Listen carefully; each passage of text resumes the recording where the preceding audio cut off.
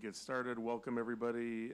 It is Wednesday, May 15th for the CCSD 46 Board of Education meeting beginning here at Frederick School at 6 p.m. I need a call to order and a roll call, please, including our student representatives this evening. Correct. Mack. Here. Braden. Here. Nash. Here. Albert. Here. LaCroix. Here. Miller. Absent. Weedman. Here. Barrera. Here. Collins. Here. Welcome to our student representative this evening. That is quorum. Please join me for the pledge.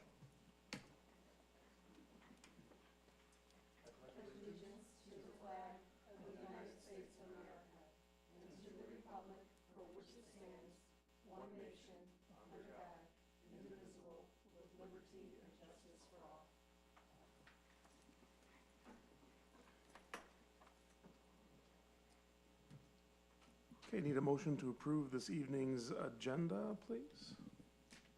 I'll move. I'll second. Mack. Aye. Albert. Aye. Weedman. Aye. Braden. Aye. LaCroix. Aye. And Nash. Aye.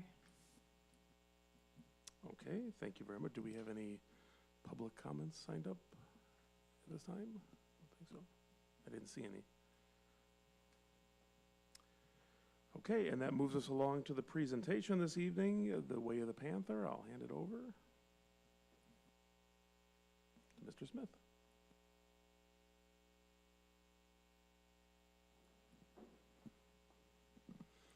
Good evening, everyone. I am going to hand it right over to my two friends and let you know also Mrs. Julian is here to be part of the presentation, but Mrs. Murphy caught her on the way in, so she'll be here shortly. So we have two friends of ours from GMS tonight. I have Jaden and Subi, who are going to do most of the presentation for us this evening. So first, I would like to talk about the shift back to GMS East. Oh, I'm Subi J. Chandran from GMS, and I'm in the CPR team. So first, I would like to talk about the shift from GMS East to back to GMS. It was tough for our students, but the teachers made it really easy for us.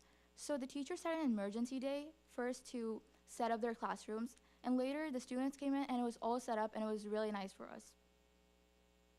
And this is our timeline up there. So on welcoming day, the staff, students, and teachers all made it really welcoming for everyone. We had a number of events going on, such as cheer, band, and we had welcome messages all over the place. It was really amazing and welcoming. In the afternoon, we had an assembly with color wars and games, and during WIN, the teachers all played Jeopardy and made it really engaging for us. On that day, on the first week, we had less content and more engaging activities, which made learning fun. So next, I would like to pass it to Ms. Julian. Yeah, you're going to pass it to Mr. Smith instead. Okay, Mr. Smith. Got it. So as most of you know, we have started our pledge for making GMS a no place for hate. So we have, and when I say we, I really mean Mrs. Julian and Mrs. Palmer, our two deans of students, have taken the stance of getting our kids involved, and that started with our Council of Panther Representative students who have been part of this. So I'm unfortunately just going to read to you, but despite the setback of our move to GMS, students were introduced to the No Place for Hate promise and had the opportunity to sign the commitment, which we had up at GMS. So it was the first thing that everybody saw when you walked back in. So we had a large poster in the middle, but all the students in all the different homerooms were signed off on that as well, because that was one of the activities that we did on our way into GMS East. So all students were given the chance to complete a modified activities to increase their awareness of negative speech and the impact of that speech on one another around our building. The Anti-Defamation League was impressed with our efforts and has designated Grace Lake Middle School a no place for hate, even though we have not fully fulfilled all of their requirements this year with our move. But Mrs. Julian and Mrs. Palmer have continued their work with them and will continue that this summer and going into next school year. So we will start the school year that way as part of our beginning of the school year activities to make sure that all of our students on their way in are understanding our expectations from that standpoint and making sure that we treat one another with the respect that everybody deserves. So this was a very positive step and truly led by Mrs. Julian and Mrs. Palmer throughout our building this year. So in the week that, let me introduce myself. I'm Jaden, and I'm going to be telling you about staff appreciation. So in the week that we have returned, we did a Friends themed staff appreciation, which I'm sure most of you are familiar with the Friends series.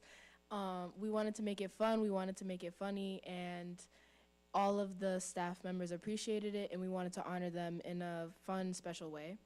So these superlatives were who was best dressed, who had the best hair, etc. And I think the teachers felt very recognized and enjoyed their appreciation. So me and Subi have been creating a new idea for graduation because in previous years we have had 2 graduation speakers that come up on the stage and speak at graduation. It's only 2 valedictorians. So we wanted to make it a more inclusive experience for these students that are coming to GMS because GMS is all about inclusivity. So our plan is going to be introduced by Subi. So our plan was more inclusive, and what we wanted to do this time was give everyone a chance to talk.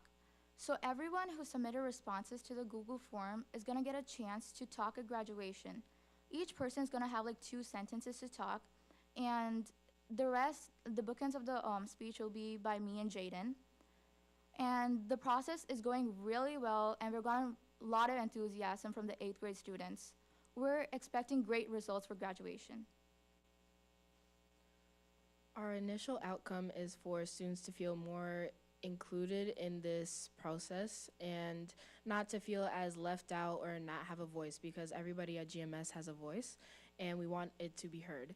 So this will give everybody a chance to, or the speakers, I might say, to give a segment or a little tidbit about what their experience has been in the District 46, and it can sum up almost all of the students' experiences. If not, then everybody can join in on graduation day, and it's just a whole day of coming together and joy and moving on and this transition to high school. So we want everybody to feel good, we want everybody to feel happy and joyful on the last day of our elementary school years.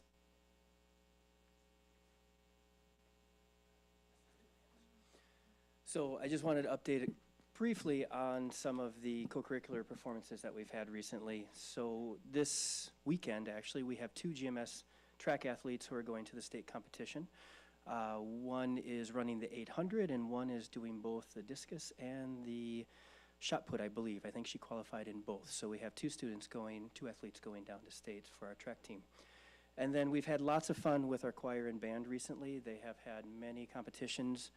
And at the time being, we are getting ready for a choir concert on Sunday and our final band concert of the school year next week on the 22nd. So there's still lots of things to happen. And on the band night next week is also our PTO, our GMS and Frederick PTO food truck night. So we're combining all of that to look for a lot of fun all together. The next 2 slides are mine, so I'm going to continue because although much of the work that's been done here, and I'm going to talk a little bit at the end about this as well, because the last 2 times that we've been here with our students, the outcome of their presentations have been very different than what we thought it was going to be when we first started. We thought that our next couple of presentations would be very focused on some very structured activities that they had planned, and then we all had to shift, including our council here. So some of the things that they are talking about now are things that they never thought they were going to be involved in, that they were going to be part of leading throughout the school year and be part of coming here and being part of this process with you. So I've been very impressed with their ability to shift along the way. But 2 things that I'm going to be taking more of the lead on in the next couple of weeks is, as Frederick is doing right now with their 4th graders coming over to 5th grade, they're doing those orientation nights. Normally we have those going on at GMS during the month of May, but with our shift back, that's going to get pushed to the summer, and we're going to do some of those opportunities later in the summer and get our families and kids into GMS probably during sometime late July, early August timeframe, and open up the building at that point so that the kids can come in, get to see the building, and do that orientation. I was thinking that was a different part of the slide. Is that one of yours? So that one snuck in the middle. Okay, go ahead. Okay. The aspects of GMS that will stay. So much like our shift, we have had to adapt to so much, and we've had to change almost everything about our learning experience to fit our new environment and our new school that we were in. So now that we are back at GMS, we will continue the annual field trip that we took regarding the zoo, the Vola Museum.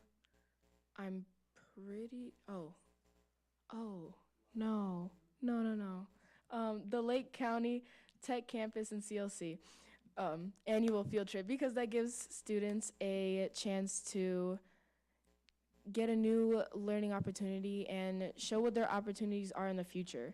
If they don't get a chance to see it now, they'll get to see it in the future, but this gives them a head start to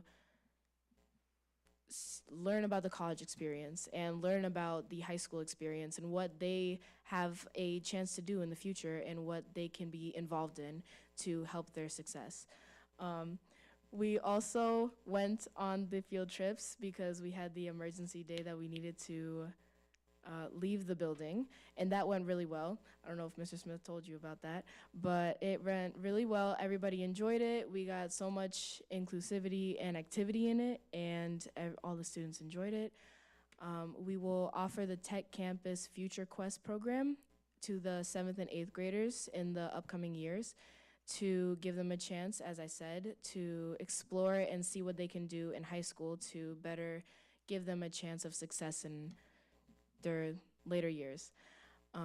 We may continue either differentiated field trips and or full building field trips in the future, giving our students options and affords them the opportunities to learn more about their experience and give them a fun opportunity to go somewhere and learn educational things while being kids, because these are the last years of our middle school and we want to enjoy it.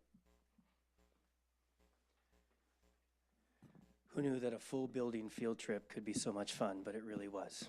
It really was.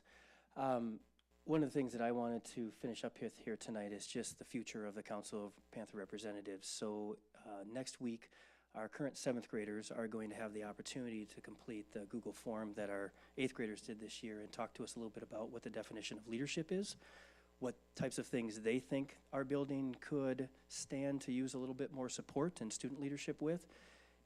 So we're hoping to take our current council representative students and have them talk with our 7th graders who are interested and give them a little bit of a head start for the beginning of next school year. So as you'll notice, and I was talking about this before, and I'm sorry, I thought we had slides in a different order. At the beginning of our quest here, we thought we were going to come and do some presentations about the bullets that were in front of you. Obviously, with our shift to GMS East, a lot of that changed. But I also think that the work that our council students did was some pretty important work and really dove into a lot of what our staff needed at the time and gave a lot of our staff support from the kids' perspective. As crazy as that sounded, it was really ended up being a two-way street. And our 3 representatives here are 3 of the 12 students who have continued to be very consistent throughout our meetings during the school year and have really been a role model for not only our students but our staff to follow with their focus on doing good work. You've seen our names prior as we go through, and really at the end it's just a big thank you.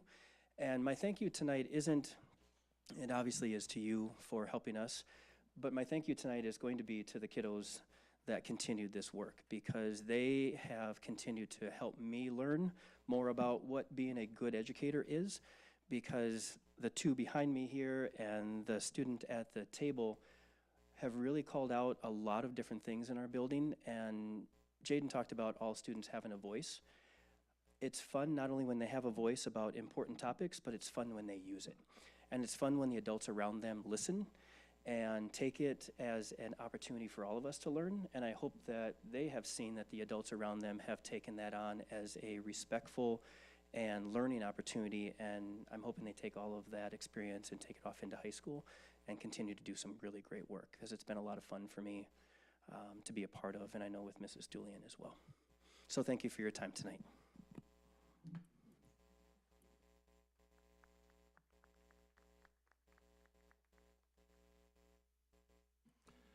Wonderful. Thank you, Mr. Smith and team. That was wonderful. We can move on to the board reports. Do we have Sorry, opportunity Jason. to Oh, ask yeah, some questions? please do, yes. It's time to field some questions from the board, please. Yeah. So I really think it's a wonderful idea that you're increasing the opportunity for more voices to be heard at graduation. I'm just curious about the mechanics of how it's going to work. You said that anyone who responded to the Google form might have an opportunity to have their voice heard at graduation. Is this going to be through a pre-recorded message, or are you going to have different people up at the mic actually at graduation? In graduation, because we had 20 people responding, but only 10 of them actually followed through. So we're gonna have each of them come up on stage, and we're gonna make it in a chronological order based on their responses. And we're gonna have each of them speak at graduation directly to people.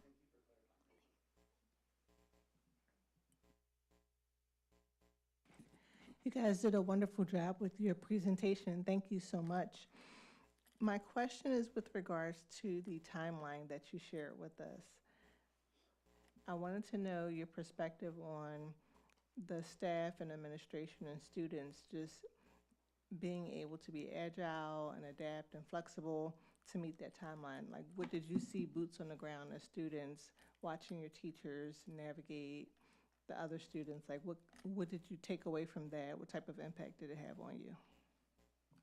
Well, the impact that it had on students was not a major one, I would say, as much as it was for teachers, because they were so out of place with this new schedule that they had in the other school. And it was definitely hard for them to adjust as quickly as the students can, because we are more able to adapt and be flexible because we haven't spent as much time in their schedules and at that school that they have, because they've had their set schedules. That's what they know. That's what they want to do for the rest of the year and nothing else. And students, they just have to go along with what's going on. And the teachers have made it a really enjoyable time, I would say, for what has been happening. And even though these times have been hard, the teachers have been keeping a smile on their face and keeping us going as students and pushing us to our success even when we want to stop.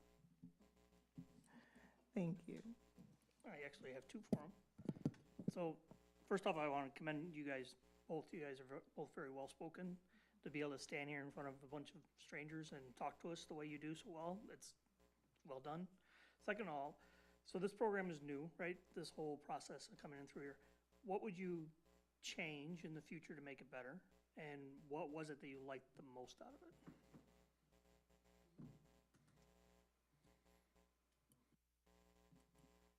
So one thing that I would change, it was all great, but one thing that I would change is holding more meetings and making sure that every student has their idea heard and put into place.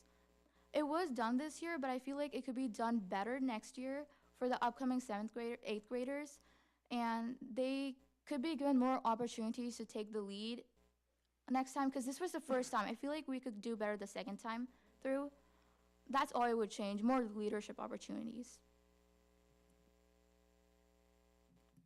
And adding to Subi's note, I would also maybe change the inclusivity for the students, because we, as the Council of Panther representatives, we haven't had most of our ideas thought through and planned out because of our change in the middle of the school year.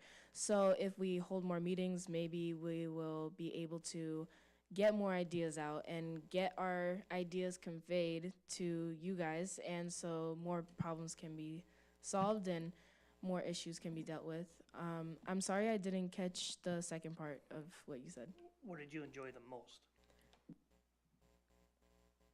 Well, for me, I enjoyed speaking in front of everybody. I enjoyed the leadership opportunity that I got to have, and for people to hear what I have to say and what all of my other friends have to say that are a part of this leadership role. And I enjoy hearing what it's like in the teacher's mind or in the board administration's mind, because it's a really new perspective for me, and I've never really thought of it that way from only a student's perspective. So that's what I really enjoyed. I just wanted to ask a clarifying question. When you're talking about more meetings, are you suggesting more council meetings at the school? Or are you talking about having your group come to more school board meetings, or the school board having more meetings, which I don't think you want? I'm sorry for not clarifying That's that. okay. I just meant more council meetings. More council Because it meetings, got helps us. Right now, we're doing like a weekly meeting, but I would feel like it would be better if we have more meetings, like twice a week maybe. It would help. Okay, thank you.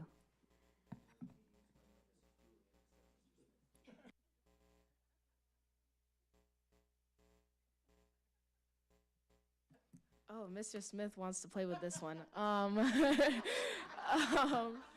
Well, they're both great leaders. I think it would also benefit if if you guys held more school board meetings. Maybe it could get. Well, involving the Council of Panther Representatives. That's what I meant. Not in general. You guys don't have to do that. It's okay. But if we got our ideas out, maybe we can solve more problems and get our issues solved, or we can change the school in better ways if we can get our message conveyed in more periods of meetings. That's what I mean.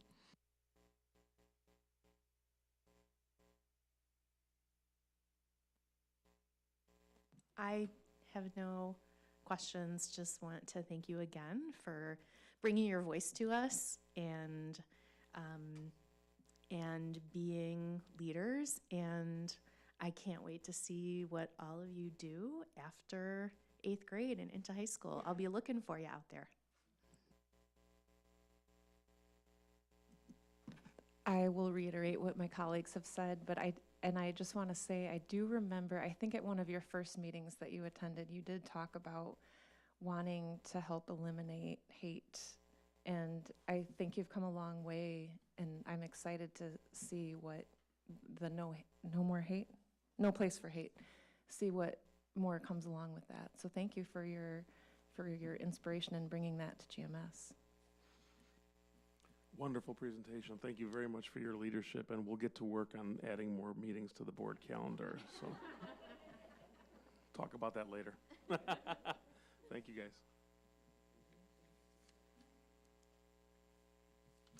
Okay, that moves us on to the board report time. I can start down with Mrs. Albert, and then we can circle around and back to our student leaders this evening who would like to share anything at the board table as well.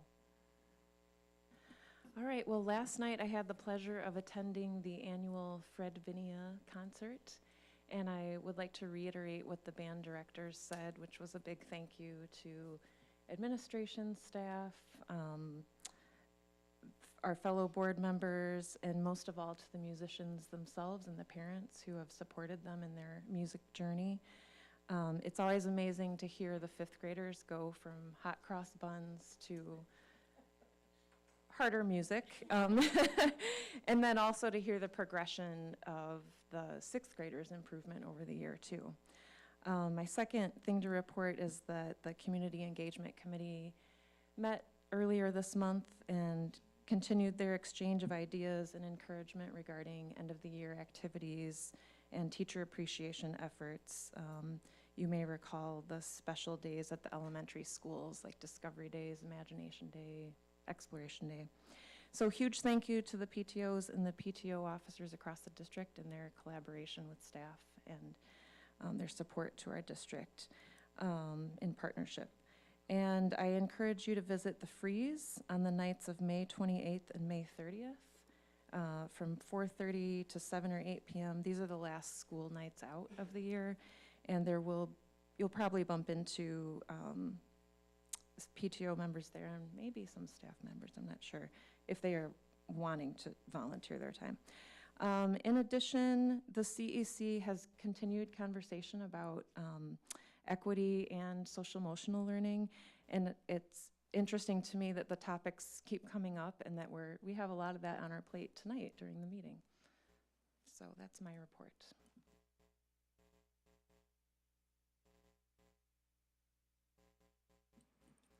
Thank you, Dr. Mack. I had the pleasure of attending our equity and inclusion meeting earlier in the week, and it was our final meeting of this calendar year.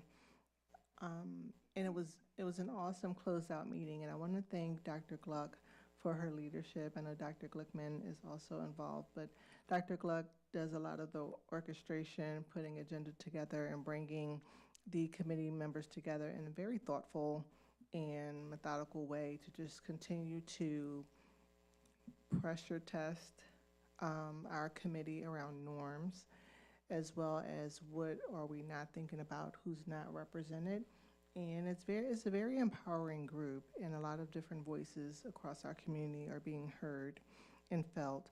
I think there is a lot of energy around the committee's work, to the extent that I shared with Dr. Gluck. I've had several community members send emails asking, when's the next open call to come out and be a part of this important work that the community is doing.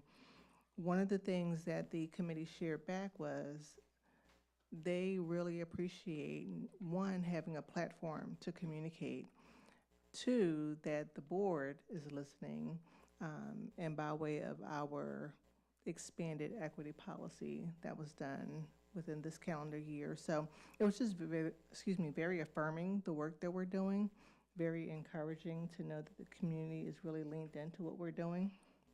We also spent some time talking about some key dates that are coming up over summer break. The first being Pride, so I'm certain my board colleague, Ms. Braden, will share more details, but it was a pen save the date for June 9th, as well as the Juneteenth, the annual Juneteenth celebration of Freedom Walk that will be coming back to Grace Lake this year, and it will be held on Monday, June 17th between 5 and 7 p.m. Our community partners include District 46, Dr. Glickman, and Ms. Armstrong has been very instrumental in helping with, supporting content and messaging for the district. It sounds like our staff and our social studies teachers are really interested in how they can lean in and support. And again, it includes our community partners with the library, as well as the Grays Lake Heritage Center and Museum. So really exciting things happening over the summer that we hope the community will lean into.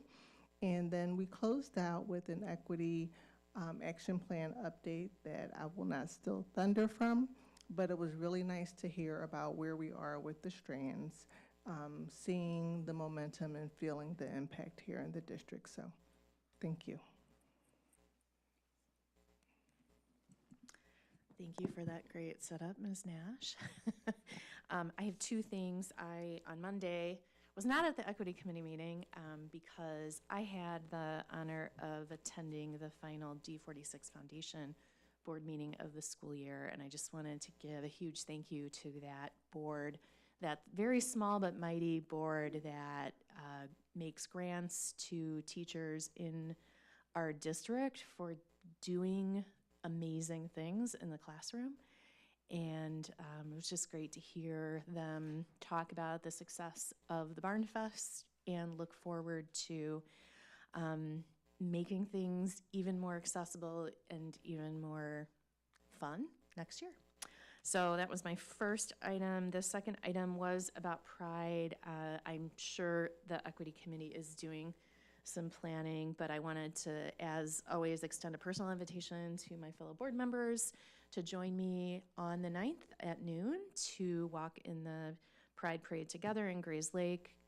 It's such an important point of visibility for us to say to our LGBTQ students, to our staff, and just to our overall community that our board and here in D46, you're welcome, you're seen, you're heard, and you are safe. So more details to come. Hopefully Dr. Glickman is free to drive the float. I will bring my unicorn blow-up floaty that we put on the top, also known as Corny. And yeah, it's going to be fun. Okay, I have two things. I know last week concluded Teacher Appreciation Week, so I just wanted to shout out to all the teachers and the staff and the administrators of District 46 as we celebrate some amazing work that's being done in District 46 by everyone. I know that each time we get to sit at the board table, we are in awe, I think, of things that are presented to us that are being done in between the times that we get a chance to meet. And so congratulations, and we appreciate everything that is done for our families, our communities, our kids, and each other. The second item I had is we thank you to the administration for helping me arrange the Lake Division Executive Committee meeting. We'll be meeting here in the Falcon Room on July 6th, I think, one of those days in the summer. So it's nice to have this space for the Lake Division. We're going to be talking about, of course, the upcoming Lake Division dinner coming up in the fall to determine, who the speakers are and where that is all taking place. So I just want to thank everybody for helping me arrange to have that. They were looking for volunteers for locations, and thank you for helping me get this place. So those are my two updates. Mr. Weedman? I just have one. I had Dr. Glickman send on to you my report regarding the Village of Grays Lake Economic Incentive Committee. We met for the third time the other day, or about a month ago. We have a whole agenda. Yeah. Okay. Yeah. We met, and then we have some things to talk about later on this afternoon. But that was just what I had done in the last couple months. Okay, I'll throw it over to our student board representative this evening. If you'd like to give any type of board report, we welcome you. I don't think we have a board report. I think everything that was mentioned in our presentation was very good. A part of it. Okay. Always want to offer the opportunity of any additional thing you would like to share at the table. Okay, wonderful. That concludes the board reports and the student representative reports. I'll throw it over to Dr. Glickman. Thank you. Well, it's May, and so it's very busy in the school district. A number of board members have mentioned some evening and after-school activities that they've been able to be a part of. This place is just popping with music and sports and special days at schools and activities outside and ongoing learning, and it's just very, very exciting in the school district in May. And we have a number of people who are especially excited because they are retiring this May. Thank you for putting those up there. Thank you. So we did a little count. I'm not sure if it was Ms. Armstrong or Dr. Woke who counted up the number of years that these wonderful 13 staff members have worked in our school district. It comes up to 303 years of combined experience. So we want to say thank you, and I'll say farewell to Sue Janish, Lori Hoenstra, Bambi Johnston, Julie Alghini, Jim Fry, Diane Viola, Alyssa Speck, Cheryl Searcher, Karen Novak, Karen Maitling, Colleen Irvin, Nick Lopez, and Kathy Santelli. And I hope all of these wonderful educators and school staff personnel know that they indeed have left this place better than they found it. And we wish them all very well in their retirement. And the last piece that I wanted to mention is, I believe in my superintendent's report at our last meeting, I mentioned all of the wonderful staff members in District 46 who had been nominated as Educators of the Year. What we didn't know at the time is that the gentleman sitting to my right had also been nominated.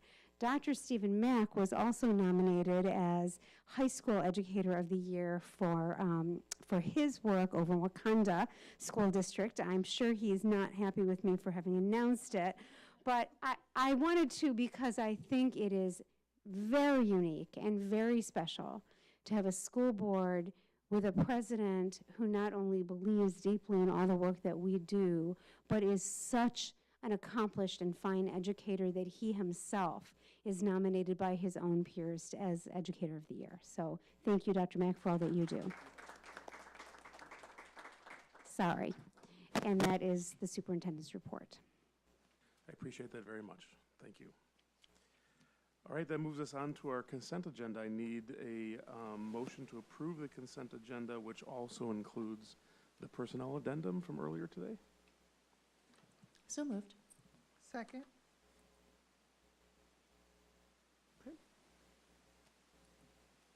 Braden, Aye. Nash, Aye. LaCroy, Aye. Albert, Aye. Mack, Aye. and Weedman. Yeah, we were having this problem before during our policy committee meeting. Yeah, we may have to turn that on. We'll see what happens. Did you get them all? Okay. Okay, we've got a few action items this evening to be voted on. The first action item is I need a motion to approve the school treasurer bond. I'll move. I'll second. Did we have any comments or? I don't think so. Okay. Weedman, Aye. Mack, Aye. Nash, Aye. Braden, Aye. LaCroy, Aye. and Albert. Aye. Okay, that motion is approved. Next, I need a motion to approve Baker Tilly as the school district auditing firm. So moved? I'll second. Any comments or questions there? Bless you. Okay. LaCroy, Aye. Braden, Aye. Albert, Aye. Mack, Aye. Weedman, and Nash. Aye. Okay, motion approved. And the final action item is a motion to approve the Chromebook, Chrome Care warranty, and case purchases as presented to us. So moved. I'll second. Any comments or questions there? Okay. Oh, sorry, Mrs. Albert. This may be a question for another day, but this topic made me think about, have we really assessed the value of the Chromebooks at the younger grade levels? Like, have we looked at data recently in terms of are we getting what we want out of technology at that age, I guess, is what I'm asking. I'm not positive Okay. how we would be exactly assessing what you're asking. What I do know, and I'm going to hand this over to Mrs. Gluck, is that nearly all of the curriculum that a school district can adopt these days requires technology. You want to add anything to Yeah, that? so it's exactly what I was just going to say. So most of our adoptions, including our most recent TWIG adoption, has curricular resources, both books and access to activities and things like that. It's all digital. They do have other pieces that aren't, but they all have a digital aspect to them. So there are very few vendors now that don't, because so many districts have one-to-one technology. Thank you. I was just curious, what are the K through 2 students, how are they using these? So thank you. Okay. Okay. Albert, Aye. Mack, Aye. Braden, Aye. LaCroy, Aye. Nash, Aye. and Weedman. Aye. Okay, motion approved. And that brings us to our Equity Action Plan update presentation this evening.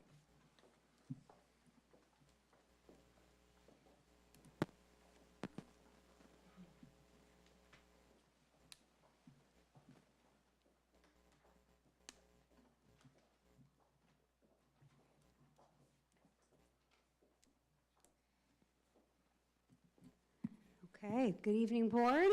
I am joined by my colleagues, Dr. Diaz and Mrs. Gluck.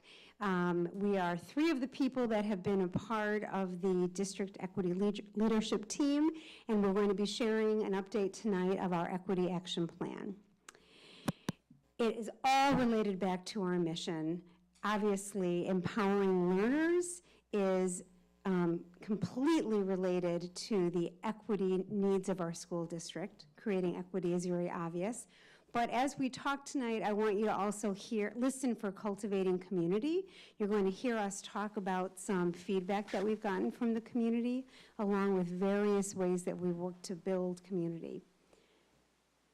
So tonight we're going to review the action plan, sharing the updates within each of the 5 strands that we've been talking about for the past couple of years. We're also going to talk about the methodology for future updates, and I'm going to just give you a little spoiler alert regarding that, which is that this is the last time that we are intending to stand before you to speak specifically about our Equity Action Plan. And we'll talk more about that later, but we're going to explain that for you tonight. So what's an Equity Action Plan? It's an accountability framework to identify, measure, and sustain actions to advance equity. It is a collaborative process developed with district stakeholders, many of them, and relies on systemic commitment to best serve all needs. And as a reminder, board, this came out of the work that we did, well, about 2.5 to 3 years ago when we initiated an equity audit, and we brought in a consultant from outside, a consultant is always from outside, who assessed our school district in a variety of areas using a very robust methodology. And through that audit, we came up with 5 areas that we wanted to be working on. So that's how we came up with this Equity Action Plan. We worked on it all of last year and this year as well. Here is the membership of that District Equity Leadership Team. I'm not going to read it to you, but there should be some very familiar names up there. And there are 5 strands of systemic equity. These 5 strands came to us from our consultant that we were working with, and we're going to talk about all 5 of them this evening, starting with systems. So the system strand is defined as to ensure a systemic and continuous development towards advancing equity within all policies, processes, procedures, initiatives, decision-making, and fiscal responsibilities. And we had, this is the membership of that strand group. We had 2 objectives. The first one was to establish and communicate our school district's beliefs around the topic of equity through common, consistent messaging shared with all stakeholders. And I'm not going to dive too deeply into that because all of the tasks that had been outlined through the creation of our plan, they were all actually completed in 22-23. And those tasks were all around concepts of defining issues of equity, posting all of those definitions on our website and making sure that we referred to them often. It includes our equity and inclusion poster that's hanging right here and hangs in all important decision-making rooms in our school district so that we are viewing decisions that we make through an equity lens. So that's all I'm going to share about that one because we had no new tasks this year. However, of course, communication is ongoing. But let's go to objective number 1.2, develop strategies to recruit and retain highly qualified, diverse staff. Dr. Woke, our Director of Human Resources, wasn't able to be here tonight, so I'm speaking on his behalf. But the work that I'm going to be talking about was really work that he led. So first of all, he conducted a focus group in this past October with staff members to discuss how to attract diverse staff, and that's an ongoing discussion in our school district. He created a system of supports for non-certified staff members, mostly, I believe, possibly all program assistants, who are interested in becoming certified staff. And he did that along with Vince Murray, the principal over at Prairie View School. They worked on that together. And they came up with 7 members, ultimately, 7 of our staff members who are interested in becoming teachers and are now in programs. And of those 7, 4 of them are from diverse backgrounds. That's a big deal for us because, board, you've heard us talk all year and all last year and really the year before that about the pipeline for teachers in general, right? And how shallow that pipeline is, and then very specifically how shallow the pipeline is when it comes to people of diverse backgrounds. And so we're very excited that we have 4 people who are already working for us who say, yes, we want to be teachers. Well, 7 people who are working for us who say, yes, we want to be teachers, 4 of them from diverse backgrounds who are enrolled in programs now. What are our future plans? Well, the wonderful lady sitting over there quietly, Mrs. Armstrong and I are going to be working together along with a whole bunch of other people to create videos to promote School District 46. And that's something we're planning to do for a variety of topics, but we're planning to start with a focus on our commitment to equity and inclusion. So that is upcoming next year. Also, these should have been flipped. Another piece that we did this year was our tuition reimbursement. I meant to mention that for individuals seeking ESL or bilingual endorsement through the ISB Elevating Educators Bilingual Grant. So that's another way that we have supported people in wanting to work with our diverse student population. And I'm moving on to Mrs. Gluck, I believe. Yep. Surprise, I'm talking about teaching and learning. So as we're looking at teaching and learning, this strand was really focused on embedding equity-driven pedagogy in curriculum resources, all of our instructional approaches, and assessments, thinking about everything that we are doing in order to advance equity among all of our students. So you may be surprised my name is not on this strand. Amanda Woodruff, our teaching and learning coordinator, does facilitate this strand. However, I am pretty heavily involved in it. So that first objective is really developing an understanding around culturally responsive pedagogy and practices. And so this is a continuing process, and we will be continuing to next year. However, this school year, we continue to review our student group data and performance on both our local assessments and our state assessments. So we're really trying to tease out what patterns and trends that we find and how that can help us to better and improve our instruction. And then next year, we are going to begin some work through a planning and design team that will be made up of staff throughout the district to focus on the Illinois culturally responsive teaching and leading standards. And so we're going to be looking at how are those embedded in our instruction and everything that we do.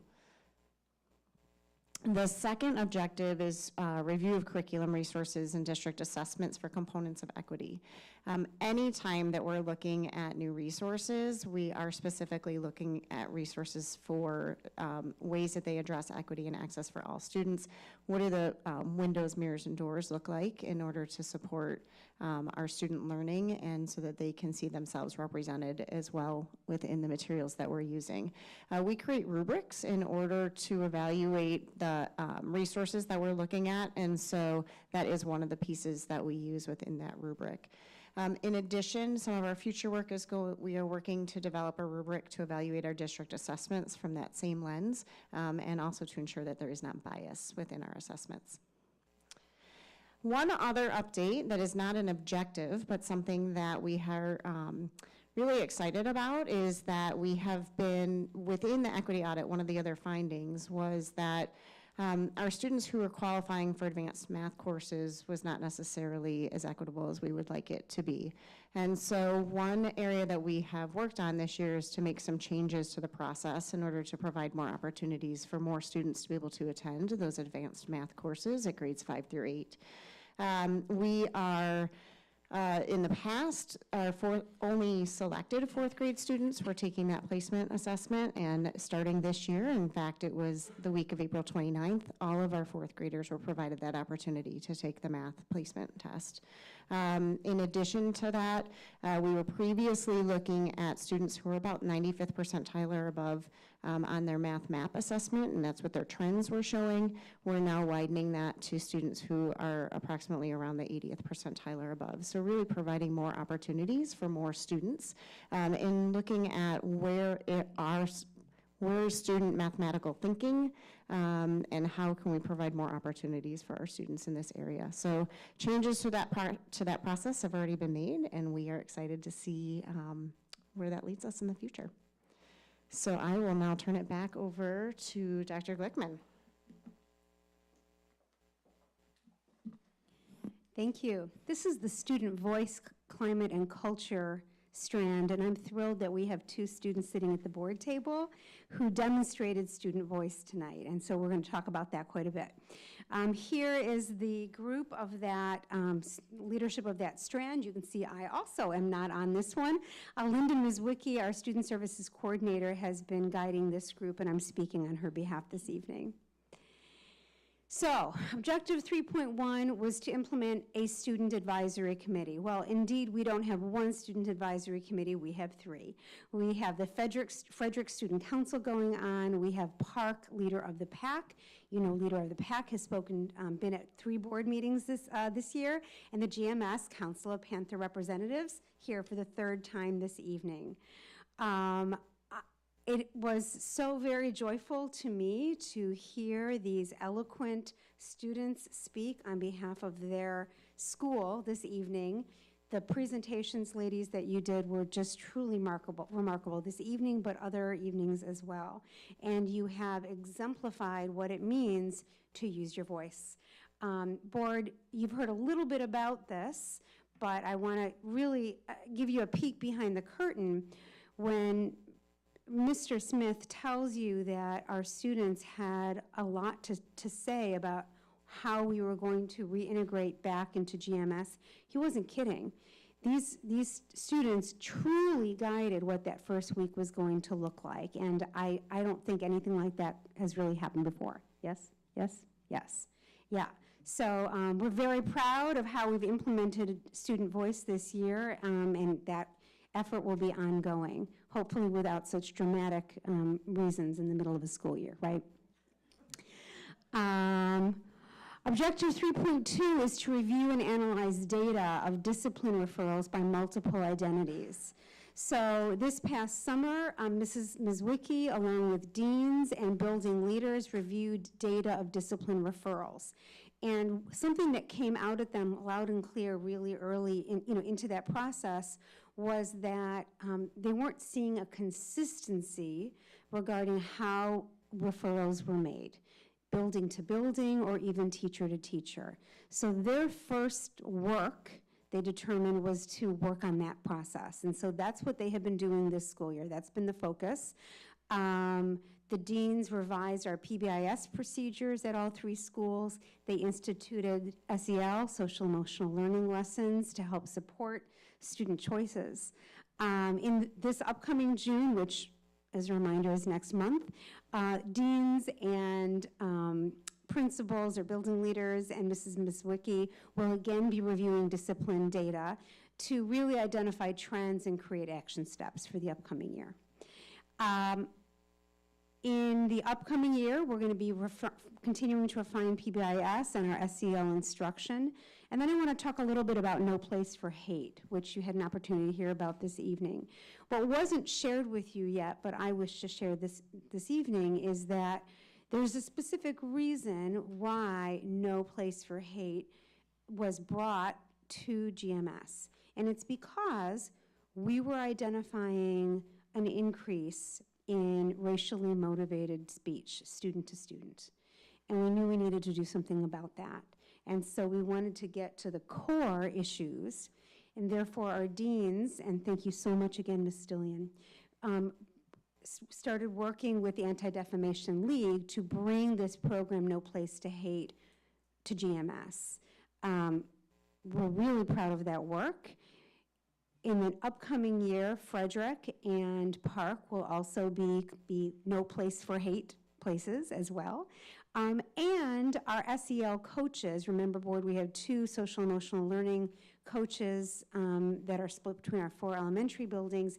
They have also started working with the Anti-Defamation League to bring a pint-size version of No Place for Hate to our elementary buildings. So we'll be seeing that work all of next year. All right, Mrs. Gluck. So with professional learning, this strand is really thinking about how do we provide a continuum of support for professional learning and growth for all of our staff in pursuit of educational equity. So my name is on this one. I do facilitate this strand along with my colleagues here who have done an incredible job with the work that we are trying to accomplish. The first objective was to develop a shared understanding on topics of equity. And as we were doing that, in order to do that, we needed to know what the needs were of our staff. And so we did ask our staff to participate in a needs assessment survey in the fall of this school year. So that was taken pretty early in the year. From that, we were able to identify some areas that we needed to provide some professional learning, and one of those areas was microaggressions. So we had multiple staff meetings to discuss the data, not only the data from the survey, so staff could see where, what data came from that in order to help us with the work that we were going to be doing, but it allowed us an opportunity through multiple staff meetings to focus on developing an understanding of microaggressions, and you'll see in a minute, but we're gonna continue that work in the future as well. So the second objective was then to develop a continuum of professional learning on topics of equity. So one of the things that I think I shared with you previously is that we were working on creating a walkthrough document. And what that is it's going to allow us to determine other professional learning topics. That walkthrough that we're going to be doing in the fall is going to allow us to look at learning spaces, but also shared spaces within buildings, and to be able to identify what other areas might we need to focus further on learning with our staff. The staff learned about what this walkthrough opportunity is going to be about, and then we asked for volunteers. We do have volunteer staff members. They've been identified, and then teams have been developed. So we're going to continue that work as we move into next school year. And then I think this is the only strand that has 3 objectives, but our third objective is to implement the professional learning opportunities in order to develop high leverage instructional practices through the lens of educational equity. And so the needs that were identified through that survey, we will be continuing to work on all of those to provide professional learning for our staff during next school year. But what that includes is understanding bias, what that looks like in a classroom or a school environment, and also how to appropriately address that. We want to ensure that we are supporting not only our students, but our staff in understanding that topic. And then again, we're gonna continue discussion of understanding and responding to microaggressions. So 2 really big topics are on our agenda for next school year. And I'm gonna turn it over to Dr. Diaz. The final strand is family as community as agency, and it makes sense that it's the 5th strand because it really interconnects all the other strands together. And so our purpose is basically to partner with families in the community for authentic opportunities to serve students, school, and the district. And these are my colleagues who helped on strand 5, and Mr. Smith is here too, so we thank him very much. He was an integral member. And we have 2 objectives. Our first one was to foster a culture of equity in the district in all the buildings. And so what we did for that, our big action plan, was a survey that was sent out through the district newsletter in November. And then when we received the findings, we went through a series of committees to just review everything. And we started with our strand, then we took it to the DELT leaders, then the leadership team. And then after that, we have very specific action plans and data that we are going to share with the staff in August. Basically, this is a summary of what I just said. We've looked at everything, we've identified what we want to share out, and then how we're going to move forward. So the takeaways from the survey were really that the results were favorable and consistent. Most children and adults feel welcome and comfortable in the school. The safety of our students is our priority and continues to be our focus. So how can we improve that and go is a big step. And although racial and ethnic conflict did not appear to be a major issue, further study is needed. And we're going to look at different grade levels and different areas of focus, and that's what you've heard multiple times today with the No Place for Hate, and how we can continue to just work together and be a unified community. The data also indicates that the school represent the population, so we really had respondents from all subgroups or groups of students, different abilities, everything like that. And we want to continue to work on making sure that our students see the windows, doors, and mirrors they're living, which is very, very connected to the cultural responsive strategies and strand 2. And then finally, we want to have consistent leadership with all district stakeholders on how to respond to microaggressions and bullying, et cetera. So we're working very closely with the Anti-Defamation League. And then our second one was basically just to create consistent community and communication. And we did that through the consistent newsletter template that we've all seen. It came out today, looks beautiful. And then we have established translation and interpretation protocols that have been sent to all staff.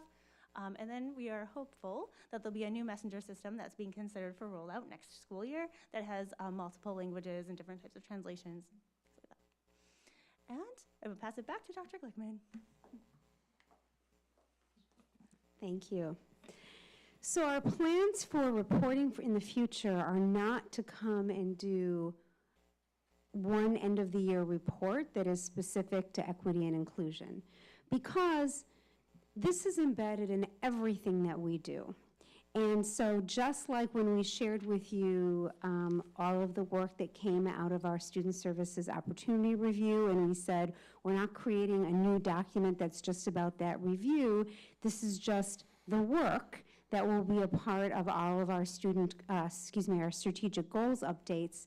This is the work, right? This is the work that we do, and we view the decisions that we make through an equity lens. And therefore, our intention is that moving forward, as we report to you, board, on our updates for our various strategic goals, you're just going to see this work on those strategic goals. So a small example is I mentioned that we're going to be doing videos that highlight the equity and inclusion efforts of our school district. That'll just be on the communication strand, right? The communication tree that we share related to the equity inclusion. Related to the strategic plan. So that's how we're planning to report out in the future. Not because the work is done, but because the work will never be done, and we just have to continue embedding it in everything else that we do. That's the end of our report, and we welcome questions and comments both from our school board members and our student members this evening as well. I open the floor to colleagues or to our student representative this evening. You don't have to. You don't have to. But you're welcome to. Your voice is there. I do have a question, and you touched on it during the Equity Action Plan update, and our student representatives did as well, with regards to the No Place for Hate not being fully integrated due to, understandably, challenges. But I wanted to better understand what requirements are outstanding for us to meet the Anti-Defamation League Looking at my friend, Mrs. standards. Dillian, can you come up? And I know weren't planning, well, you were going to present earlier, and you didn't get the chance, so now's your chance. With our representative from the Anti-Defamation League, it is a registration process. One is establishing a pledge or a promise, introducing it to our students. No signatures required, but kind of holding that to that accountability. And there must be at least 2 activities, whether something that we have chosen or something out of their resource library bank. So the 2 activities that we chose this year that we were able to implement in a modified fashion, one was like our identity puzzle, and the students did at the beginning of the school year to talk about all the different pieces, whether it be who they are as a character or who they are in an ethnic field, and how that kind of represents them as a whole. And there was discussion pieces to that. We do want to establish that a little stronger for next year, and using more of those discussion-based questions. One that was modified, small group, large group, and we even talked with the Council of Panther representative team. We did an anti-bias film festival, and these were very short films that were presented through the ADL, and there were discussion questions along with. We wanted to really do small group work, but unfortunately it didn't work out that way, so we did a large group work presentation at the CLC, and really picked very poignant videos that really made a lot of students think and question, and we really liked that aspect, and kind of, again, digging into that deeper and getting more of those viewpoints. One was about bullying, words hurt. One was about disability in terms of physical disability. One was about race. So, we had that, realm. And we didn't get the paperwork done in time for the registration process.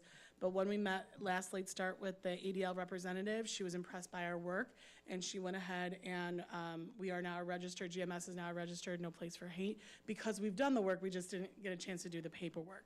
So with working with Park and working with Frederick and then the SEL coaches, we're hoping that that will carry over time and be able to, see a decrease over time. They did warn us when we introduce this, it's going to have a little bit of uptick because we're now introducing things that maybe people have not thought about before. So she said, she warned us about that, but she said, don't give up because in the long run, it's going to be better for all. Sorry, I was long-winded. No, that was Apologize. excellent. Thank you so much. Great job. I think in the last strand, something was mentioned about a new messenger system. Can you speak more to that? Is that a yeah. messenger system to families? Or? Yes, excuse me. Yes, although we have not, we're not ready to make a recommendation to the board yet. That's important for you to know. But currently, our families are getting their information through Infinite Campus. And we are looking at going to something called Parent Square, which actually is, most people get their information through Parent Square via an app on their phones. It has a whole lot of capabilities that we're pretty excited about. So should we choose to move forward with that or choose to recommend it, we'll be bringing that information to you shortly.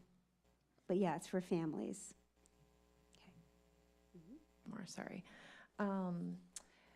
Another thing related to the survey that went out to the community, I think, in that last strand, was there anything in the data or the answers that showed awareness of some of the new materials that have been bought, like the TWIG and the literacy programs?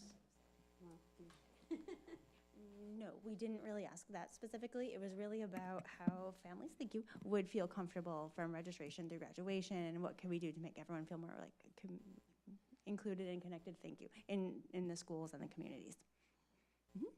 Sure. I had a question early on in the presentation that I think I heard the answer to many times subsequently, but I'm going to ask the question anyway and give you a chance to formally attest the answer. Strand 1, Objective 1.1, establish and communicate beliefs around the topic of equity. You referenced the posters that exist in many of the rooms where decisions are made. My immediate question at the time was, that's great to have those posters there, but if people aren't comfortable challenging each other on the idea of equity and raising the question, and again, I've heard that you mentioned it several times elsewhere in the presentation, but I mean, do you see that people everywhere are comfortable raising that issue and saying, hey, let's look at this through an equity lens? Well, since you asked such a big question, I can give it a no, because you asked, are people everywhere comfortable? So the answer to that is no, right? Because people are in a continuum of learning and belief systems. However, we've set the expectation that this is the kind of conversation, the difficult conversation that we have to continue to engage in. And so we have certainly some people who are all about asking those questions and some people who are kind of dipping their toe in. Anyone want to add? Yeah, I think the only thing I'm going to add to that is when we have our planning and design teams, we're in this room most of the time, and I will say we do refer back to these. And so that's just one small piece of work we're doing, but all of those planning and design teams are about things that are happening in the classrooms for the most part. And so we spend time looking and having these questions are just naturally starting to come about. We don't even have to point to them anymore, and I think that's something to be said about the work that we're doing. I appreciate you answered that question the way you did. Instead, it would have been easy to say, oh, boy, we sure do. Right. But an acknowledgement of the fact that there's still, people who are on different areas of the path is good to know. Thank you. I'll just add one of the things, as you know, that I've been really passionate about in terms of this whole equity plan is being able to ask those questions and have them come from our equity committee or our student representatives. And the idea that, so for example, we run graduation every year, right? Like Mr. Smith and Mr. Mohammed just make it happen and it's amazing. And, you know, we changed it for COVID, but in general, it's like, this is what we do. And the fact that we had students that were like, huh, did we ever think about, you know, did we ever look at it that way? And I think it takes a certain amount of, whether that comes from a student, whether it comes from a member of the equity committee, whether it comes from a member of staff, just kind of do that pause and go, you know what? That's a really great one to look at. I think the continuation of that as a practice is one of the most important things we can do, because we're just, I mean, everyone around us is just like, they're doing their day, you know? And so having that voice that's like, did we ever think about it this way, is so important. So kudos to this group for doing that and kind of being a role model for it, but I also think it's one of the most important practices that we as a board can do and that we as a district can do. So I loving to see that continue and just become part of how we talk to each other. All right, thank you very much.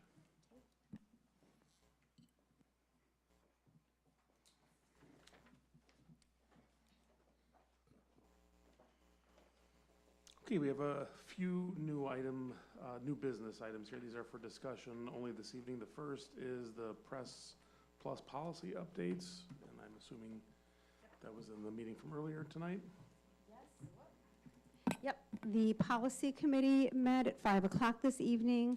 We reviewed all of the Press Plus policy recommended updates. There were not a lot of questions. Most of these policies are 5-year reviews or policies that are all related to, or updated related to just some tweaks in law.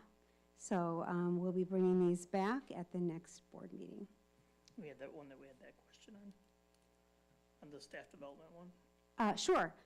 Yes, there's one, the staff development program, and there's, that one has been revised to categorize how, what kinds of staff development is offered and required actually of staff, but there was also the question about staff ability to have training in AED and CPR.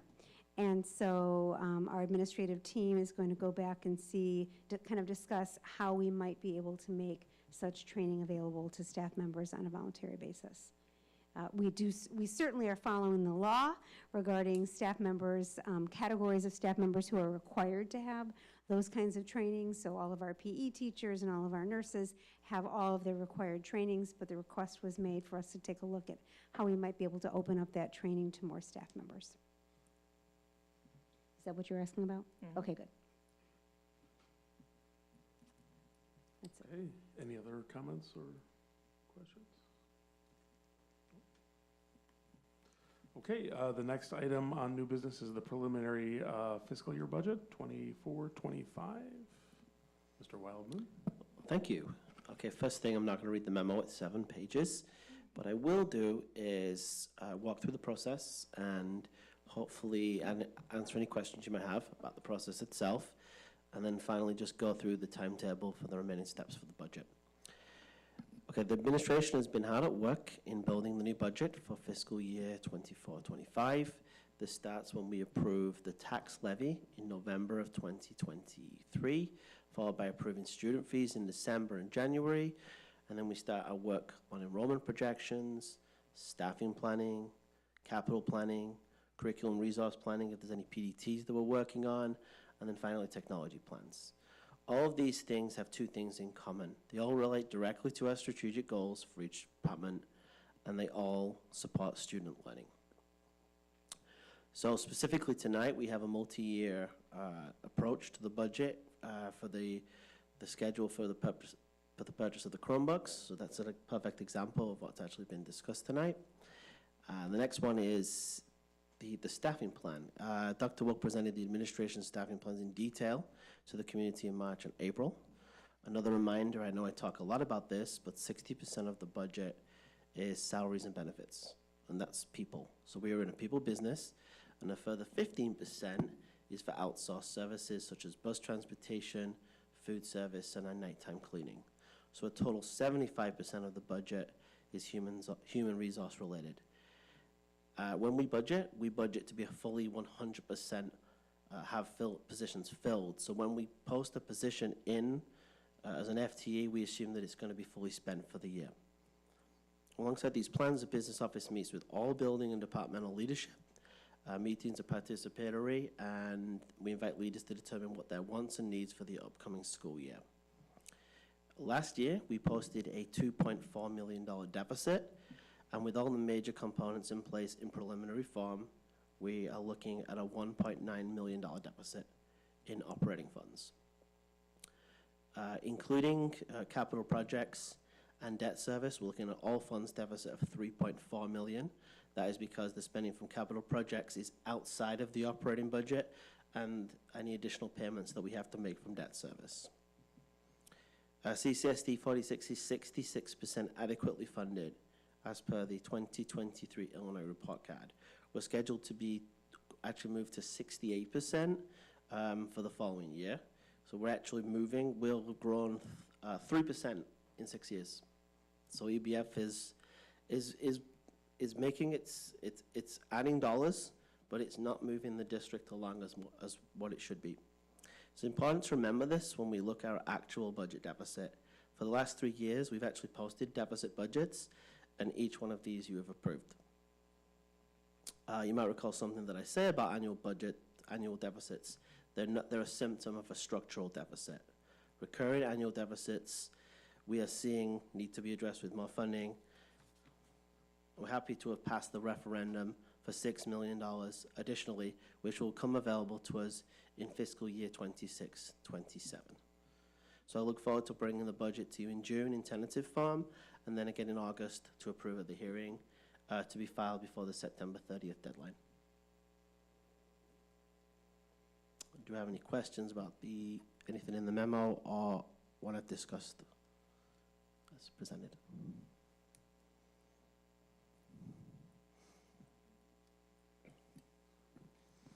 This was the main event tonight, so I'm ready. Sure.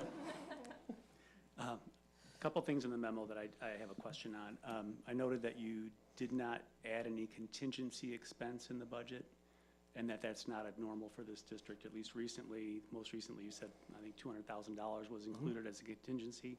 You just mentioned that you assume a budget to be fully staffed, right? Any FTEs that you have, you assume are 100% filled for 100% of the year. We know in reality that doesn't happen. Can you give me an idea of what the unfill rate might be? I know it's kind of a blended question, but yeah. Ish. Yeah, so it's the last 2 years, it's been between $200,000 to $300,000 in terms of what you think about those positions not being 100% filled for the whole of the year. We get better each year, though. So what we do is we make sure that we have actual numbers in there. So every position that's currently posted that's not filled is a vacancy right now. So we're actively trying to hire for it, and that position is included in the salary budget. If we don't have that hired for the start of the school year, that does kind of become a salary contingency. You're correct. Yeah, and to be clear, I'm not suggesting that we adopt any other way to budget. No. I'm just trying to get a sense of like what is the possible upside here. It's the most conservative way to look at your salary budget. Okay, and then my second question is the projected deficit that this budget puts forth. You know, when we were having discussions around the referendum and we were looking at 5-year projections, this is in the realm of what we thought it would be, is the question, not a statement. This is in the realm of what we thought it was going to be until such time as additional funding might come on from the referendum. Is that true? This year, the budget of $1.9 million is what we anticipated 3 years ago, 2 years ago, 1 year ago, in terms of what we were looking at projections, correct. Okay, and that was after the certainty of the latest CBA was baked into the 5-year projections, right? Correct. So obviously with every projection, we update because we have a new CPI, and I will produce a new a new 5-year projection soon for the board, and I will do that as part of the budget book, which is the 3-year projection that I give, which is based on an estimated cash basis ending for the school year and where we think we're going to be, which would be a $1.9 million deficit for next year. Perfect, thank you. Okay.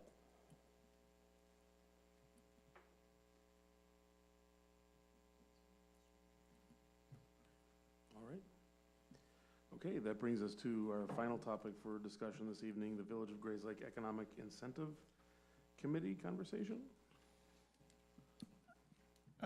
Yeah, so like I said earlier, I attended the meeting, the third meeting of this group. The first couple of meetings, we kind of discussed broad outlines, and we're given a, I guess, resolution for that matter. I guess it's kind of like a resolution for the district to consider. When we took that resolution back after the comments I got from the board the last time, it opened up a can of worms with the village about how do we do this without putting ourselves in danger of making that the base, right? So the idea behind the committee is to find ways to incentivize growth for taxing bodies. So we had all agreed that we were going to do this on non-residential type of developments. So picture FedEx or Harger Lighting or places like that where they're building on or adding to, that we would look to abate back part of the new growth taxes back to the building owner for the purposes of incentivizing them to grow bigger. I kind of did some quick back of the math, napkin math, my Grayslake math. So like, for example, FedEx, when they came into town, they requested taxing bodies to give up a portion of their tax bill and abate it back to them. So the first year, or the year before they built the building, their tax bill was like $9,100. The year after their tax bill was $1,640, $16,466. The districts, if I remember right, gave up 25% of their new growth. Okay, so like for the District 46, they gave up $1,800 for them to build in per year for a set amount of years. But it gained them $5,400. So that's the idea behind the incentives. We give up a little bit to incentivize them to build in there, and then eventually we start getting the full dollar amounts from that taxing body, whether it be it a 5-year or a 10-year time frame, whatever the district sets. So that's the premise behind that committee. So after we voiced our concerns about if we were to have an agreement that said District 46 will give up to 25% for 5 years, and it became public knowledge or known, right, then we could be held over the barrel by somebody coming in and say, oh, you're going to give up this 25% right off the bat. So we kind of didn't want to be put in that position where we say, well, I think you give more, and we want you to give up more, and kind of keep nickel and diming us as we go along. So what we've decided to do at this point is look to appoint a member of the staff of each taxing body to work as the representative to negotiate when these times come up. So we could set our own internal parameters for, say, Chris, who would have a good handle on the budget and the numbers, to be able to say, okay, we can give up 25% for 10 years, and we get that other 75% as the growth. Or, depending on the size of the project, we might be able to do a little bit more for a less period of time. And those parameters can be set by our board to give him an idea of where we're comfortable sitting and when we go to negotiate. And he could bring it to us and talk to us as well, and we can kind of all sign off at that point. But they were looking now to have a single representative of the staff that they can contact without having to try and chase down a board member and then have to go through the rigmarole of getting that straightened out. A single member of staff to do some of that negotiations up front and in the beginning, or for us, and then we can work from it there. So that's where we're at on this committee. So I guess it's open for discussion. If you have any questions or anything else you want me to take back to them for the next time. But my recommendation for us would be to, you know, kind of assign our business manager over here with some of those duties for us. Look, I gave a question, Jessica. I can Yeah. open it up, yeah. I guess I'm confused about the process. I feel like we as a board have not even discussed the agreement yet. I don't even know what we're, So, I don't want to make a decision or discuss something when I haven't even seen the latest right, draft. well, there is no draft at this point. There is no more draft. So they gave us a draft, like a version 1.0. We took that 1.0, sent it to our lawyer for the district.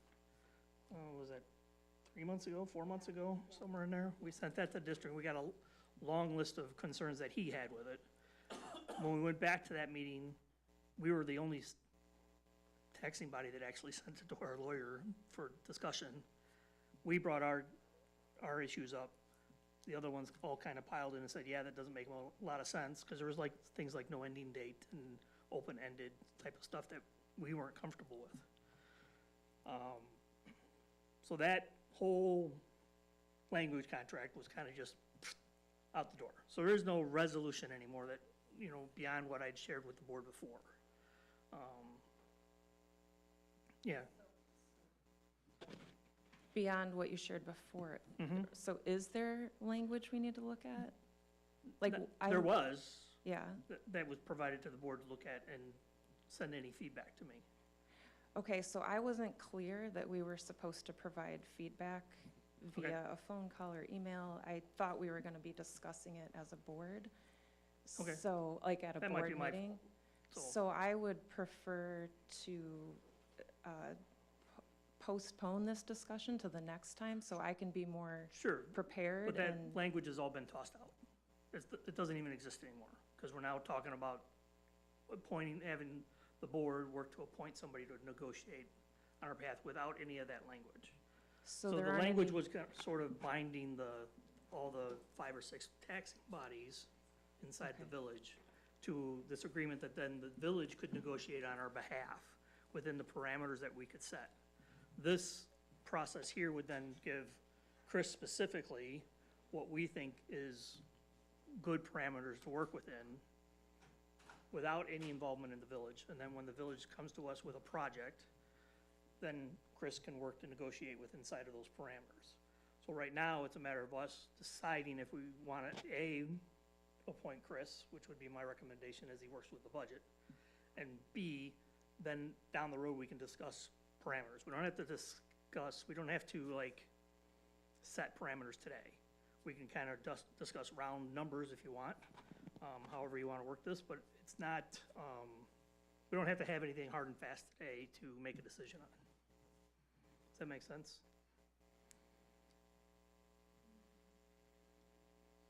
Yeah, so that So that resolution, document is gone. that now. document's all gone. That whole thing is gone and replaced by Our internal controls. Mr. Wildman, okay. Right. Because the other taxing bodies were also concerned with being tied to a specific number and being held over the barrel by a potential developer saying, well, you have already agreed to this amount, we think we can get more out of you. And we didn't want to get to that point. We wanted to be able to say, for each different development, we'll negotiate, we'll set what we think Chris can go in with, and then Chris would go in and say, this is what we can do. But to clarify, we do need to put some language for us as a board on paper, not an IGA, but we do need to eventually put pen to paper around what we're Guidance. gonna do and what the Guidance parameters or would be. policy, maybe. Okay. Okay. And adjusted that, you know, like, there's not language right now, but eventually it's gotta get, Yeah, it'll have to get written down it's gotta somehow. get codified, yeah. I'd be really interested, if it doesn't put Chris on the spot, to just hear your thoughts. So I'm thinking of something that we put in place a few years ago. We have a an IGA with District 127, where we work together in tandem on all PTABs. So anything that's a tax assessment, we work together. And we've appointed Robin Schwartz to act on our behalf. But that is codified within an intergovernmental agreement between the two of us, which relates directly to board policy, which relates directly to the school code. So there's a clear path for decision-making in terms of what my role is, and what the board's role is, and what 127's role is, and actually even what any organization which is approaching us, what they know where they stand as well, because we make it very clear. I just would like to know exactly what my role is, to be protected through a document that gives me very clear parameters about what I can and can't do. And I would just ask that we work as closely as possible with the other taxing bodies as well, that we have something consistent with them, because that will be helpful too. So we're all speaking with one voice directly to the village and indirectly to an organization which is approaching the village for an incentive. That's just my initial thoughts. And as much as possible, that follows board policy, that'd be helpful. I mean, to Mrs. Albert's point, I personally would like to be able to talk about it a little bit more, just so that we get that clarity. And I guess to get an understanding on whether or not, is there an expectation that we all participate in this? What happens if we say no? Do we need to be part of this? Or is it all couched within the document that we craft for Mr. Wildman? And if we decide to say no, does that put us in an uncomfortable position with the other taxing bodies? Right, so, like the original IGA that was put out, or agreement that was put out, the language we were giving up control over the negotiation part with the village, right? This process brings that control back in-house, which I think is more important and a better standing for our district. Because then we can make that decision based on the project that is being brought before us to decide if A, we're gonna participate, right? Because we have nothing binding with the village that said we're going to. A, if we're gonna participate, and B, how much we're gonna participate.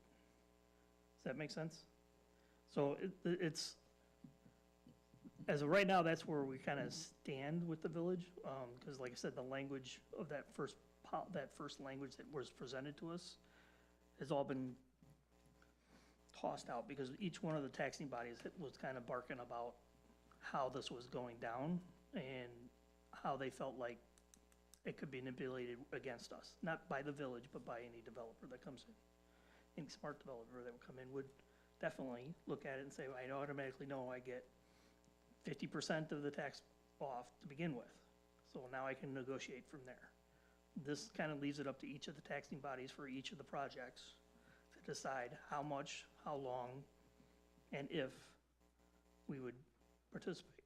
I agree, we need some language to protect Chris as an agreement for us to say, yes, we agree that Chris can work with X parameters and he can work inside of there.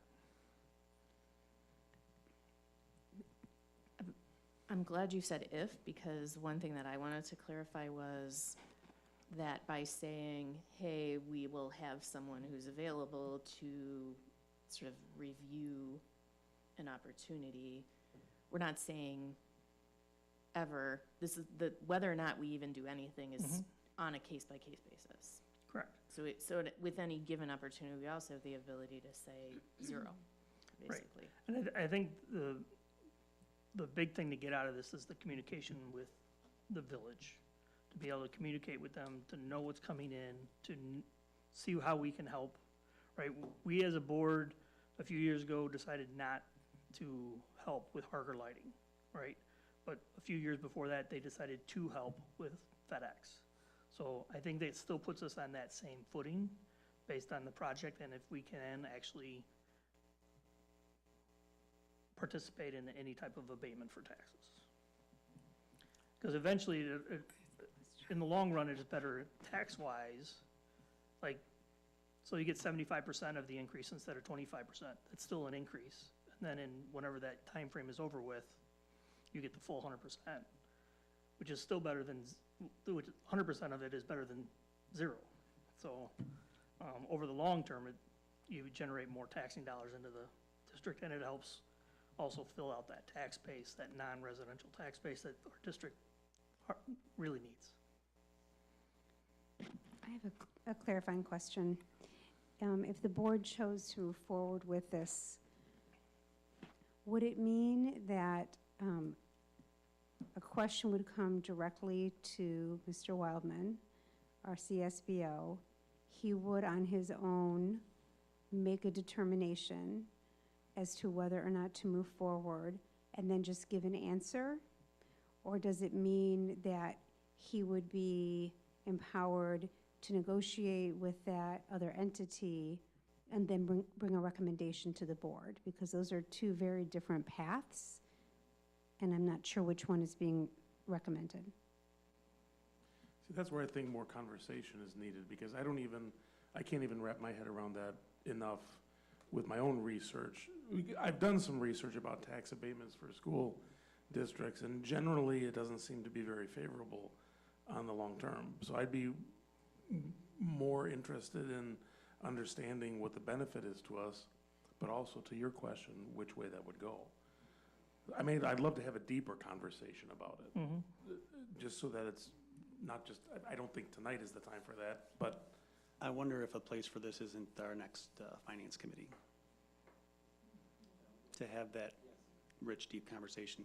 Because what you're describing now, once they took that IGA off the table, it sounds like what we're operating under already, which is on a case-by-case basis. Even if there are parameters that we declare, they're not binding in any way. Like, if a developer comes and is within those parameters, we're not forced to do anything. We still have the right to say, not interested. And I'm going to add as well that, generally speaking, not in favor at all of abatements. I think that the competition between municipalities and locations to do this it's really bad. It's really bad that we're all on a race to the bottom. And I mean, people to understand that the taxes that we pay are built for the roads that they do business on. And it's hard for me to want to be part of that. It's almost immoral. That's a personal feeling, and I will, defend that in this board, in this area, and anywhere else I can. But I certainly don't want any parameters that are that bind us to something before we even get a proposal. That's a non-starter for me.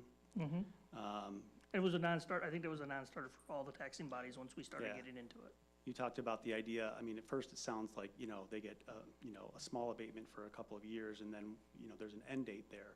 Well, we saw with Walmart, right, they got an abatement the minute that was over. Two different things, though.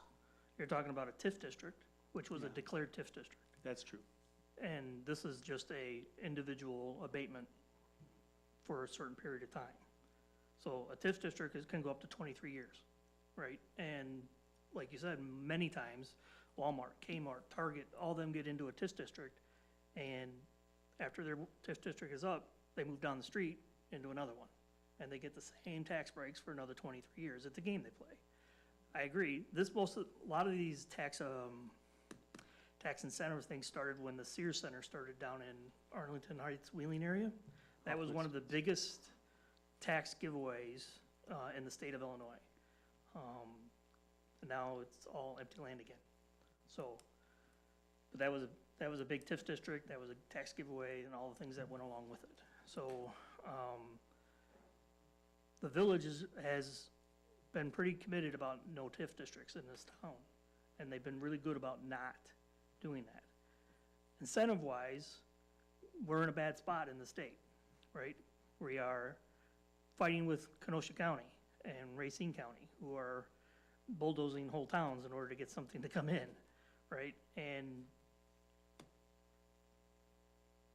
so we're fighting against them to be able to bring in jobs and educated people and taxing and a tax body or a tax base that is non-residential to help the schools, right? That's why part of this was we made sure it was a non-residential type of project.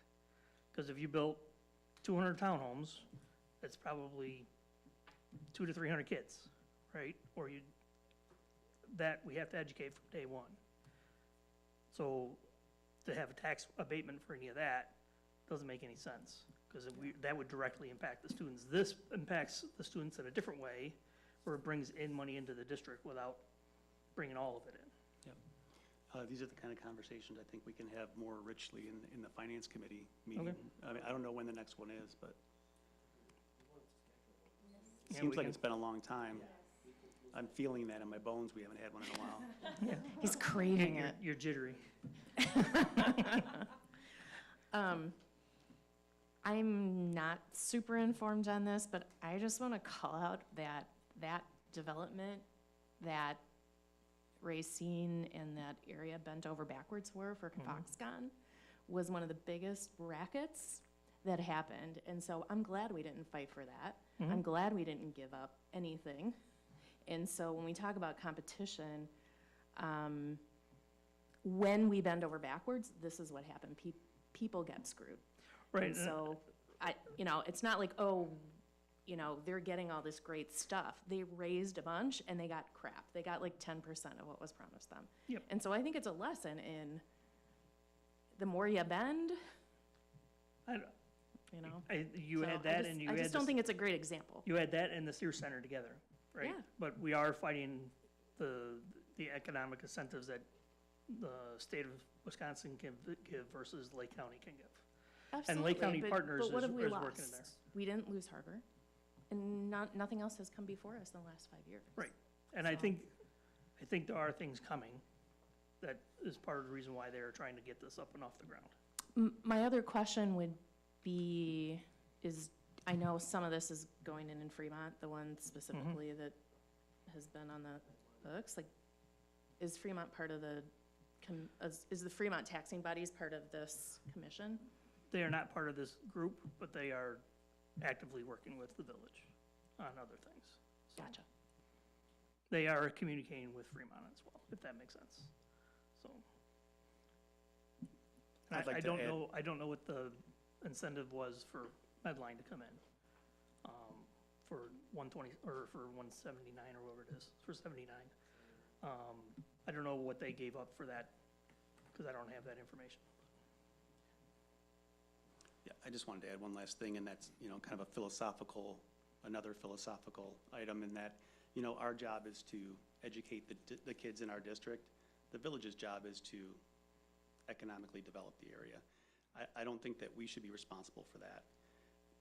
That said, should we be good partners with them? If and when we can, yes, but that's just kind of how I feel about the whole idea of economic development. It's really up to the village to do this. And our job is, our mission's clear. We're to educate the children that live in our district. Yep, and part of the reason we're in the spot we're at is because of what was developed and where.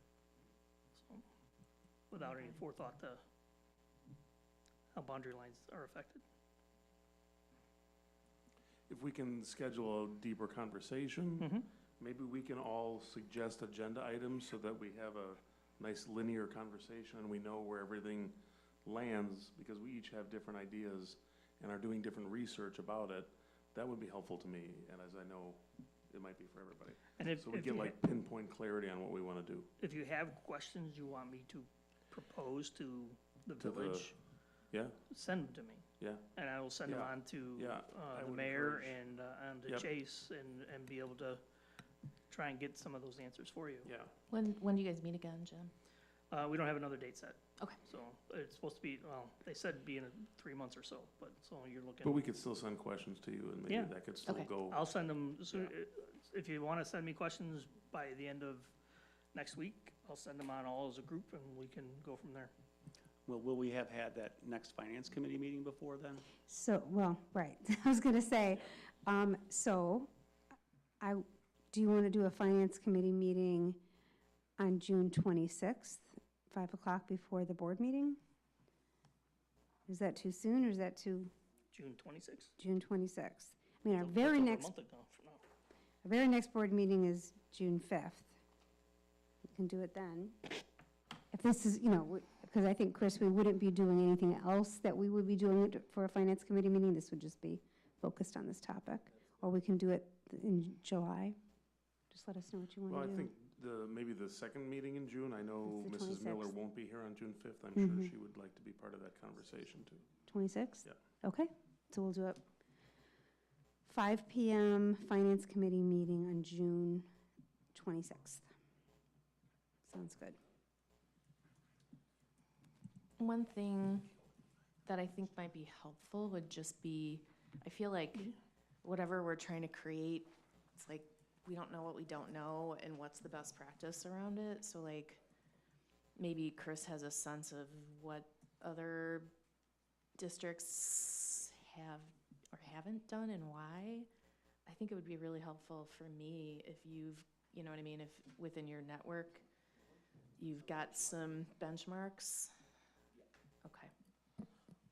I will send out a survey and find out in Lake County what progress has been made with other municipalities, and I'll bring that back to the Finance Committee. And just like, what have been the wins and losses from a business perspective, that'd be interesting too.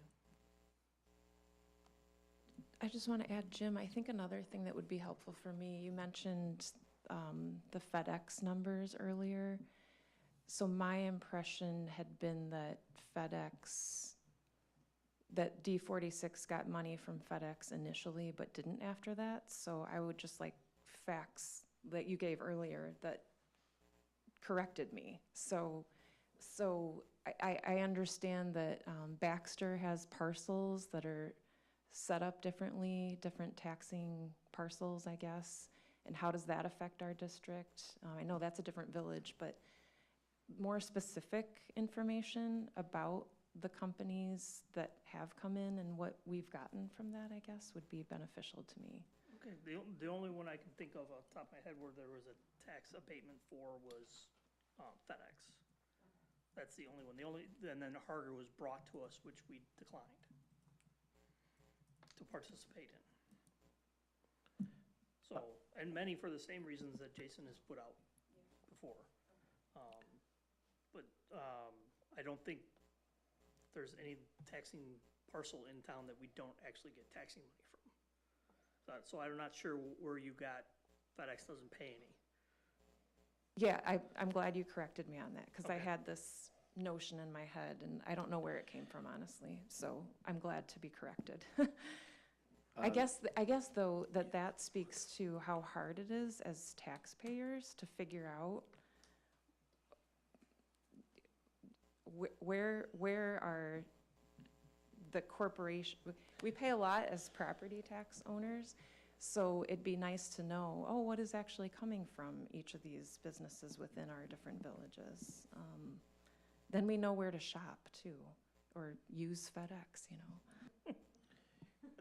I think there's a few moving parts here. I think we're moving into PTAB stuff. We're actually, once we start talking about existing districts, which don't want to pay as a corporation, regularly use the PTAB system to be able to consistently say, well, this is not the right amount. And that's done through the IGA I mentioned earlier.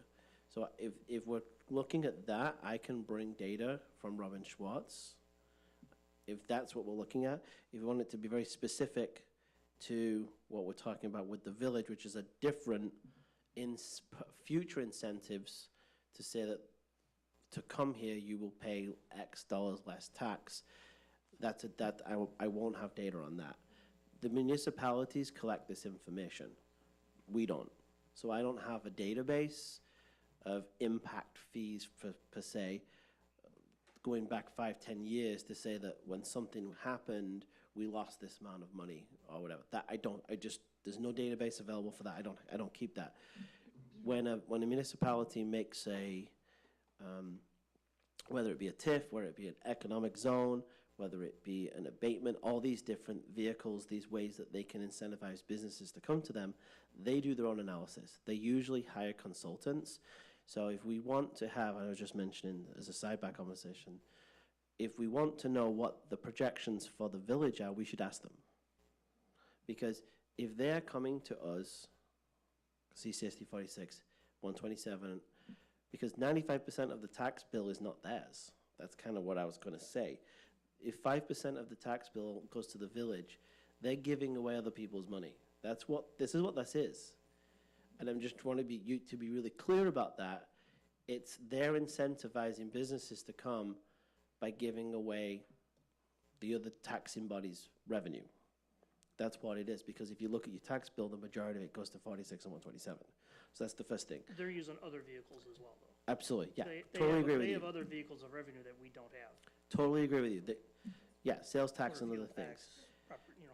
And they're also next tax caps. So there's lots of other things that they're able to raise revenue.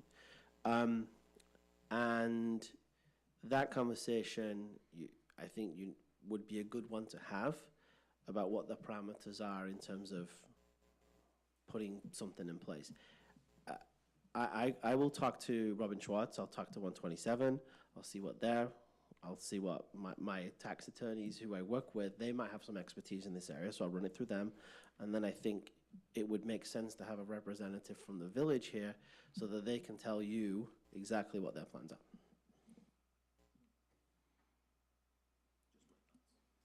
In that case, is it possible to move it to July?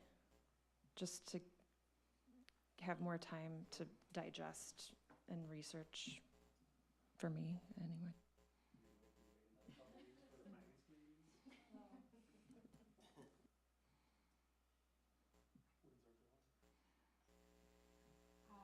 I wasn't suggesting we move it because it's detailed. I really wasn't saying that, so. I think a survey to other districts is not difficult. And that's pretty simple. I can have conversations with other CSBOs. I can do that. And if it'll help too, I can. be until the 17th, by the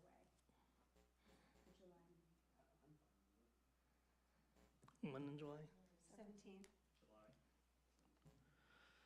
I may be out of town.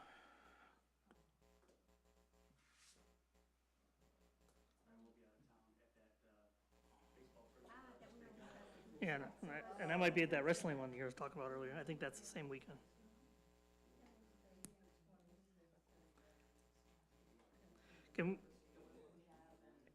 Any thought about having a finance committee meeting standalone besides the? Oh, we can certainly do that. Just schedule a finance committee? Instead of waiting so long, then we could have a different.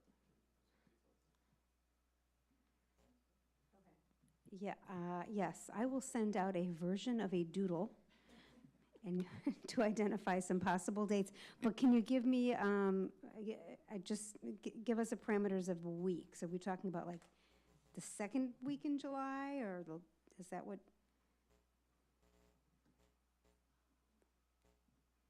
For a finance committee meeting? Yes. Is that what are we looking for July, or are we looking for June? Just not yet sure what you're hoping for.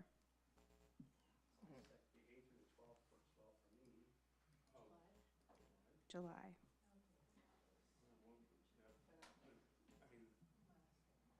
Yeah, 8, 9, or 10 of July is fine. Anything after that is not. So weren't we seeing that most people were able to do June 26th? Yes. People were really committed to that, so. I will not be able to make that date, but I Ah. will try to learn from my peers and Okay. colleagues what was discussed, and try to have questions ahead of time. Okay. And I'll look back through my emails and try and find all the information that we got from them on Harker. And maybe that'll help, kind of set a base of what they're looking at, right? That'd be a good case study for us to look at. Okay. Topics for future agenda items other than what we That? just finished? Yeah, June 5th, we'll be bringing you 2 CLIC renewals. Chris, these are action items, correct? Or they'll be- Yes, Yeah, yes, they'll they be are. action items because they're just renewals from CLIC. This evening, Mr. Wildman verbally just talked about the budget, but on June 5th, he will do a presentation for our tentative budget. And then we're really excited to be bringing you an update for our Maintaining Excellence projects. So we, with great excitement, passed our referendum a couple of months ago. And so we've initiated conversations about what those projects look like and when. And we intend to have architects from Wold with us to help guide that conversation and share information. So that's June 5th. June 26th, we will start at 5 o'clock with a Finance Committee meeting. We just decided that.